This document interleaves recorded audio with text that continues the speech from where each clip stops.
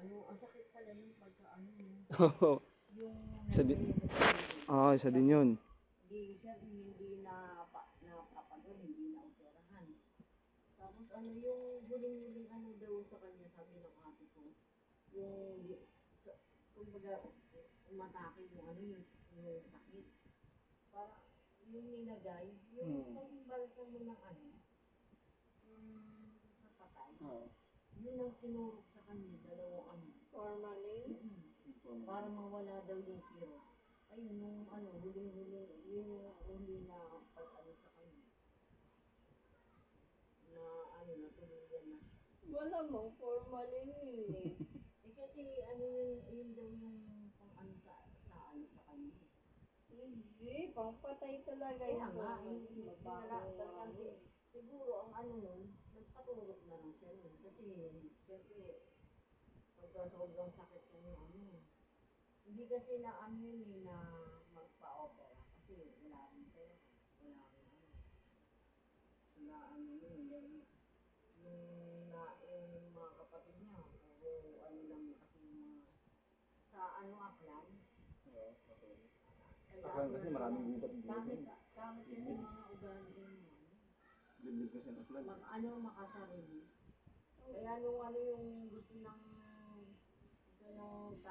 tatay nung pinsan niya, paasawa sa akin yung doon. Ako, hindi talaga ako pumayag. Kasi yung ate ko nga hirap sa nila eh.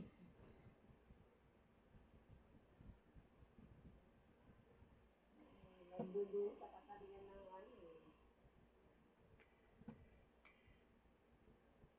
Si Ma'am, kasi tulog. Tutulog.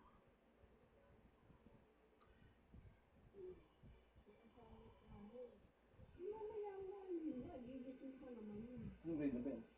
Kinder pa lang yun. Pinasok mo na ba si Shuka? Hindi pa. Trip lang yun. Tari ko ang pinagupin, di ba? Trip lang ba siya? 4 na siya ngayon, nagpa-5. Pero 3 pa lang pinasok ko na siya. Hindi na kayo nakawit sa aklan? Hindi naman ako taga Cebu kami. Taga Cebu kayo. Saan kayo sa Cebu? Yung asawa lang ng ate ko. Saan kayo sa Cebu? Sa Tuburan. Marami kasi yung Tuburan, probinsya doon, parang kagaya dito may tapos Bulacan. Ganun yung Kasi kami, Labangon City kami. Ha? Labangon. Parang Labangon. Taga doon din kami. Umano kami ng Nag-high school ako din sa Abiliana. taga Cebu. Sino taga Cebu sa inyo? Si Papa. Di Graduate ko dito ng high school. Di ba high school na dito ka na? First year. Pag-graduate ng grade 6 dito, nag-Cebu na ako. Di ba dito ka na high school? Sa first year, second year, doon ako sa Cebu. Kaya third year ka na nga lumipat dyan. At nun dapat, na ako nun Hindi second year. dapat nga, third year na dapat ako dito sa sa FPR. May back subject ako 3. Second year ka. Kaya nga. Yung lumipat ka dito, blackmate lang tayo, hindi tayo classmate eh. Binalikan ka lang na Dalawang subject. Dito ko siya unang nakilala. Nung may back subject, siya din lang namin siya classmate. Sila Janet. Noong 2 months, kasi 2 months 2 months third year ako Tapos sabi ng teacher ko na si Mama yung maliit na teacher niya, sabi, Prince, may ako pala Prince. Sabi, may back subject ka palang 3.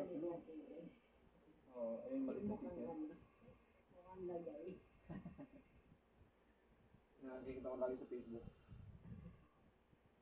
Tapos third year dun na, di ba dun na kita classmate talaga? Tama ba? Third year?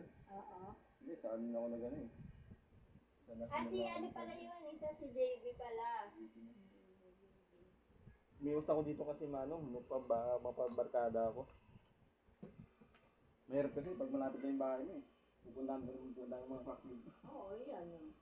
Lalagin yan. Di ba lagi kami nasa labas kami nila JB? Ay, ganun yung sa iniwas ko mga barkada. Nagulat pa ako magkapatid kayo.